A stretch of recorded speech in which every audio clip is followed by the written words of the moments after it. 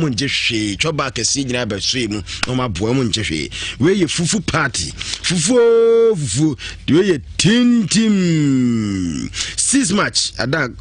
kozibru ni yaji ho free ne nsam no dano a Ghana mant ana yede ebremu wa dusudi na chede bia peso de boyen ma yedi safufu tintim no obefre 0542545947 0542545947 na no matchen komo L&R natural woman na airfree L&R natural woman say wo yoba na sebe to unibi upebi abrane mo natural unya wo ha obi anya de ba for de papa na so gugu social media ni bia ana so pe hips jina so pa hu to say aba hips fe ni nyina wo mo de wankasa ebeboa wo odi be strastra ne de ekokoso na fe wanya to na wanya hips na onufu ahihye ne jina so na mu na eketo bi otum say yes bibia o si otum say bom bibia o edadi kama oye nwa so akofa ba eboa wo de massage wo ma futum say yes na ni pedua na nya hoden na afi wonya hips to bibia Ghana fo bia petro be ma petro so fo petro o mampanyi petro obia wonya to a untimi nya o my Ghana to na ede bu man ti to de o yo ba na ma oto ho hia na agye to na bibia koso kama na wo hwe wo no achi kwan ba bia ye to yi a na isiesie ni pedua ma na ye fa na do ni achim ekọ wo no ahye ye ho no na wo mo akire se wo mo ewo a City Star building at a stadium. Prime Time Pharmacy honso omudi nroni bia kwa kogu ana afi Mercy House War Fantin New Town honso benya bi 0542 147030 0542 147030 na no wonu makasa konfo ye bi sibrana yembo ene se wo sika se wadwuma se won krata asem enkoyi no wodu bechem wo na ye bi na so ya asu kwabresu je be boma wa because we no mechina brese na da bi anim ya bodua ofu ahona nura ma bi oba everadi hu bi da na ano den say sunsumu a ni nyina ebetwetwe amasomdwe aba na ade ho ne say o hwe na ya bi achi kwan abakọ aguna saman hono odini djuma na no Valentine's Day na nya asem keto akra wa Queen's Park Palace na ene say o pese of friend na ya bi na no twetwe nkoma 0557 0557 667-510 0557-667-510 Nana Kasa na say 0243134535 0243134535 Yame ya tuma ochina ye wo KNUST Nhyira for KNUST we ye obra at 1 mama efi wo se kina de enya asem keto akura KNUST for maya no munyina ne mema ye de be piem wo honom na mo ne mama efi e de ahwe e de abom wo honom papa enye asem keto efira no panondu ekosi se no miensa bebo enya asem keto poni na fo ni kokohwe bibu nsampa bibia da na kwam na ene se aduane no ebekoso se maya no mu KNUST yesi bi no mu aduane ye se enya sa ne tie mama efi so okokira manfo mo se mani no aduane ye pa we no kitchen matters mo be yi mo nsa no pa nkontabu o kitchen ho no ma ye nsa mpa mo ya de cooking competition because a free level 100 equity level 400 students ene enyumako jumedi ahodo be koto ludu o ware ene de keka na anije etumi aba na ade a ewo ho eni be hye no nso se mani nyina muntumi kana momra na mpanyimfo ne etitiri ne nintiri ba se jumedi na se Professor Entwibo Siakon Charles a patron faculty of renewable natural resources wo munyina etwetwa na mu wose menka nche session nso se adwumadi ebekoso ewo KNUST hono mo anti monhye no nso na momrama eni dwumadi na nyefe eye kina efra no pa no nduku se no miensa no ebebo no eye obra at 10 kina de at 10 nye de ebremu na flow case kidi swag womo eka ho bi ne dwumadi ebremu omadaroma open koranta ade korampa boa diapers ade fa koran bia no freezer fie ene awawo no kosisi obenya mfiche du nan wo nyina ho niema ewo ho no nti me pa chow flow case Kiddy Swag otun nsa e dia fro se bra na wo mo emwo ma oba no nso no entumi enye fe na bibia enkoyi wano emfa emma wo o hwe ma chi kwan a wo mo e wo Vicky's restaurant patase when otwa police station no ho kakra na police depot no edinase new stores na e wo hono no woni Vicky's restaurant ni din hwe anim. Number is 0541 729 999. Dr. Foko Eba Clinic was bra na yensa onyare we wo nipadua ni nyina mu emphoma diabetes, sexual weakness, low sperm count, wa o pema nsa patashi wanum sa sen bra na yemo na bibia eto entwa oye adwuma free kwasiada kwasi fiada omo pechi number 1. Wa number is 0242155935 na no makasa Aspire Food Group Ghana wo na wakofa akokono special de na de prana de awore cha no to the say na ana de vrate akokono na mo de eno akofiji mafa number no wo menim so obefre wo mo na ene se nyame ya adoma wo se memfa nto anim se mo amwo dwoso ene ne mpata mu nyina no wo mo de akokono bi ba ho no mo teze bia ya wada ebeton ma manfo enti se wo pa akokono no bia bomodia wo mo ewo eye Mango Road Ewiase campus 5 fruits. One number is 0542 925 516 na no wakasa digital heba wasi tumrika brai ye kono digital na yare no nyina to ase dia mam wo no mu ato wontimi ni die owodro ho no mo a friend say glufine heba tonic no boost nipadua ma nipadua no ya hoden ma otimi didi efefefe vitamins ene niema ebo nipadua no ahyimu mase ya be wasi bra prostate and also Johnson by heart kakra no adwonso krebu awu na jotoro sa ana also na ha wo low sperm count wo mo kumase amakom roundabout ana se wo ben Bank of Africa wo number is 0244 596 532 na no wakasa we gits apple cider vinegar sa GIDs apple cider vinegar boa papa pama mesre wada we obi a chese opese nipadua no enya hoden immune system ni gira so kama nya hoden yade bia ba na akoatia ba bo nipadua no a mepa achew bomoden a ema moses ni nyina de bia na hoden wum wo hon matum se ominim na dry mepa achew bomoden a na kokope si gits apple cider vinegar bi na entumi emwo na afi wa hoden na tumi asipi asita bo ema obi pi no ni sugar level no check ni nyina kama manipadua ba mu ahoden etimi ba nipadua no mu na utipa wa na otibo se ga ni nyina ebe free ho no mama hoto etumi aba ebo ema obi a prostate wo hawo ba mu no nyina siesie no ma ne dadin apple cider vinegar yi upebi ato anado ni achim ko Lancer Chemist, Olson's Chemist, Bandy Chemist and also Jabs Pharmacy 0240 908 531 na no makasa Solak Natural Clinic wo se aso twan wa wo yoba oba mu kakeka wo ye be ma oba mu taka odwe unya Solak mixture ene se wa ne nsubani bi furu kro oba mu ba oba wo nsusu na kru henkudanu na wadeba no na ensuo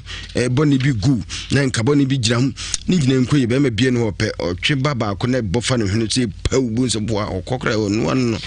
na tinka nyina ateko ko Solak mixture na emwa upe bi ato a ukotek eja market ya benye bi ato ana Solak Natural Clinic kentin krono Dr. Solomon number is 0245 61608 now nena kasa Oil of Nature Salon and Spa wo mo titumika na bra na wo mo emwa wo mo na wakwa akofa eniamapadia ba no ba utinyu anaso nipadua no mu a wo mo na timi yema na ye fe stretch marks how adwena na se mepacho bia wapo wo sra na afi obodi no sei brani esiesie na ema max bi edide down dark max bi ede nipadua pimples skin rashes ana se na ntampra wo yushu anya na nyekura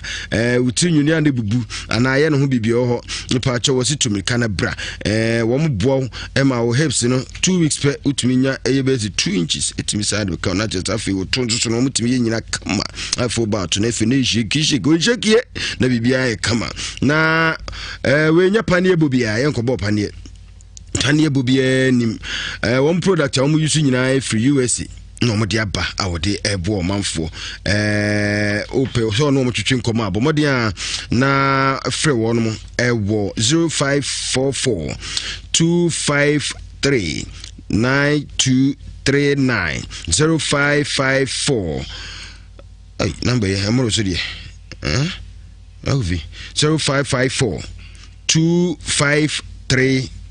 9239 number na broso na mo we 0208 134 109 mon frère no 0208 134 109 na mo ne wo no mo atwetwe enkommo enti se de akwakoye no bravo vi mota nyen nti yankwe ni aba no so obi de thank you iter some kind of gracia I just say thank you gracia 416 pap makajo say weekend me no be call me wa fazi yakisi wo Canada ne dia o poku krum ifa poku krum ifro betima fa ko si that's why krum you am say that it for ko si we am say poku krum say be your friends say be ko si the name no Nyanche ni asene hono ebe hopa okay hona ebe ko na yakoje sabi ebe honti yanko prophet Kinse Jemfi asue na onhwe my senu abe whether he is witch or not mother obande prince and princess o itetiani chake se ko ma tworo bo amenu aba ba ko pe o Vicenza teacher Frank dodo na from teacher upon obechira de kufiaso onso wo Brescia Italy shaking was cute we baba Santima Pondishia Michao Nana Boaji Italy and Italy Quantum Chafahe Prof Yanko and Afe Yunhunia Babo no Quafo Eka Afe Unia Behu okay Minya Baudini Beam Mamma okay for Cofficity Mamma and a tono was it Nikunu and Nasi Abon Bay said no cribby pass home cancer and Quendi Faso no cribby ni moi enko bonkum suntentem as omo kan ampa so omo abod beyi yeah na enokrase ma me ya no e beyi ampa enko ni fanso oni bi nso ne de to no so ano so enko bonkum suntentem eno so no kribie ni na je se ni gwase keke no di gu no profane ma usima kakra na efa wachira kwan no ene onambese no atudwa I said it in a prophet Kingsley Jemfi Bible no call for you made in a coso Mampontain Government Hospital Sabri uti me afa number no asofo no gina ho no mo kire o hefa na obesi hefa na free oba o ha no ye den frasofo no be kire no do aba number no 0243 99 97 96 0243 99 97 96 and 0500 550 222 0500 550 222 and 0556 94 90 87 0556 94 90 87. You made any neck also Mampontain Government Hospital no ochina ayare for ba obi ade bibia to no so ba be ye bi da so oba si obi na dia to so na wa na wo bi na pese wujai ana yare bi na ebu kon ada so ache yesum wato ahokire su buramu ama oje ho anye bra Mampontain Government Hospital kira efiada kokko nyame nipa me transfer no pa agosi dumienu eno ye counseling a me hwehwe nsimu ayi nipa firi mpokire mu me sane wo firi ha mu wo na mfinhia bibiro bone fo akire wo awrade be fa me so asane wa no pai saa so na fi dumienu de kwakobo no mienu no eye mpaebo tutujagu a nyame nam ne tumi so agi nyame me deliver nyame ma fira homoni nsem na wajo no yi wo firi waso ye na wa mama poma adwa no atana so eno ye kire fie eno kaise ensemo besisi no wunti ene besie odwuma no de beba onkrata asem no beba ore no de beba sunsun mu na no de beba boni bi edi wunya oton ade ayento obeba bu asetene mama oni ni da so dwuma de me transi kina fiade na yensem kese na de besi obudo asem bi obi de atoso bia bra behwem ene de nhwemu de ade a edi mu oni pa asetene mu yenya fapem papa esanse nipa bu ache nipa ye niema bia ma wuhunu so abraboni nkoyi oton ade ayento ade bia wo ye bia na woni so fapem ama wakura bia wona ne wo store fa osike bia wanti ase obetuma behwem obi ne bu fa so won hunu be so behwem obi ji sika so do betu kwan wante ase ene bra na behwem se nipa no be ya ma wo ana wonye ma wo se enkofa se mre bra na behwem wo kina anopa na cancel na prophet Kingsley Jemfi Bible no kwafo me ya adwuma wuku ada ene efiada ena kosiada ya soro kese o pa wo asoro ko abetima binu asoro ko nso abetima be hwense bi mu a eno je benya ta ma hwe mama o na me dwuma de kese bi ba eno ye 3rd March Bosumi aye besimi ya 3rd March 4th March 5th March up to 6th March edana Ghana nyina agi ahome no saa da Fabra Mamponten ne nipa eba no ehu nipa frachichi ne benche eba abepe oje ne fa hu de be so mo hawa to Mamponten so fa hu wuram na brade be fie so aboa odum just spiritual soap and cream and oil bambo kase enwuma no bana be pe bi je ebia na so fu no medi ahia woni me bo mpu ne mpu na op items ne bi na de abo obra boa ho e de yi ofiri wo hawo mu a wo be kire fem ho betimanya bodum gya ne bi saa na okọ nkran so obenya bi okọ tachima ya obenya bi ena abrochiri nso no obenya bi ni na omde numbers tudwa fa bi na ba bia wo ohia bi no yem post ma post amanfo ye je ne ma no kwa abrochiri no tiga na hana unya bia wo ha ho bana ba gi bi na urade ba fie so aboa fa number na frɛ number 0243 99 97 96 0243 99 97 96 and 0500 550 222 0500 550 222 and 0556 and we are bridging for more WhatsApp on Faso and 0556 94 90 87 0556 94 908 and I make carry say Kings TV no I live say see e multi de get no so oko multi a o say Kingsley Jemfi and Kingsley a obenya multi na wahwe obenya Kingsley no e multi TV say the identity ne say na crown it e ba be TV ne so kama e Kingsley and that's so e Kings TV but omo ye no mo e Kingsley won kro di na bom and do search Kingsley obenya but en check right better na Kings ni street just 5 letters ohwe an sabeka Kingsley TV and some be ba so na do so koneko search the gates no na en check right some akese hwehwemu akese be ba o TV ne so ne omo o hawo ne be bere se bi do omo so mpe so hwehwemu nyina betima ba yeah almost scan yeah scan almost scan decoder no almost scan decoder na Kingsley TV Kingsley TV multi TV decoder no so okay and sanity say the menu na can on the phone number ni bi mo kina ya sorry and cancel nso odo ho ba be wuram na aboa 0243 99 97 96 0243 99 97 96 and 0500 550 222 0500 550 222 and WhatsApp na broche fo nyina mo be WhatsApp afa so no na asem na bia untimi ne menka tenten do be send them no 0556 94 90 87 0556 94 90 87 onyame sho bibia otie me na Urade nka so akina ne mba hie Urade mfam so no mo e da se pisa bread ebre no aye bread ni chem ni akọ ye mama yakosua adua ya aye power special herbal clinic na yakọ akọji apop de ho se me ne ka sei na afiri ye tibrukusu why krado a odi ewura mu na ye mama yakosua adua ye ono ena de no bra ene ama esa yare man ye nwanwa man ye hu nipa twere ho a onom entiase ni nyina nsa dwuma wo no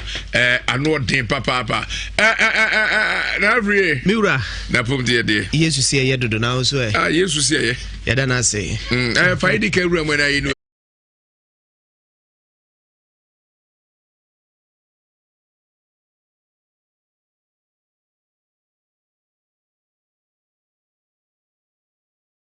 amen ido ya mo point as for us I am some prophet Kingsley Jemfi Bible no kwafo said you are going to me na do so ya adwuma asanka nya no fi really am fear see mo dey kan program is here ya ya bele wi na ya be shemu France e dey am bonya ko bomba o se mo dey hye mu amonya pa kwafo amomre mpa ko honda doni ba we bia no na nyame asam ne kasem ne Second one year about Sweden, only other for baby. I will be out here in Kabian to me Canabra. To me Canabra. Baby, I wish be a so woman pointing Patem, baby, I will be abra. Kumasim Patem, so one and crack to me Canabra. sabre bia nyame nipa bi awurade bɛkɔkɔ so ne dae sɛ wɔn kasa mfa ɔta ho no na asɛm kɛse asi second one deɛ ɛyɛ altars breaking hɛ woto offering bebree wɔ nyame fie wotua tight wotua udus wobɔ afɔdeɛ nanso ho kyerɛ nanso no man kɔye nanso no man na yɛ basa ɛnyɛ afɔdeɛ na wobɔ ne kyɛ sɛ nyame ntumi nya bi yo afɔde bu kyɛ ne wɔ fie hɔ no ɛmpɛ saa deɛ no ɛmpɛ mpagya ɛmpɛ nkankɔ ɛmpɛ kɛseyo but onyame nam na ko power ma so ɛde dwumade bi ba ɛyɛ altars breaking so be too many car ba na ba wa onyame nam no tumi ne na hoɔden so ɛde nsɛnkyɛne bɛba yɛ bo abrantie bi a yɛ frɛ ne Gideon sɛ na urade ayɛ no ɔdɔmbarema ba altars wɔ fie altars ne wɔ ne papa fie ɛyɛ ba abosom no ɛsɛ na brabo nyinaa afa Gideon yɛ adwuma mpa na ɔde tetɛ ade bi Gideon yɛ bi ɛnyɛ yɛ but abrɛ miti awurade nyame bɔfoɔ da ne ho adi a wɔkyɛ no o dɔmbarema bia wobɛpie power man ase no o dɔmbarema na aka hyɛ no Yesu Kristo di mbɛpie wɔnim onyam na ɛsɛ obi ntumi nya no di ntina wobɛkɔ abusua bi mu nipa ɛwɔ hɔ atete wo ho mu a ɔba ahoɔfɛ no bosi nanso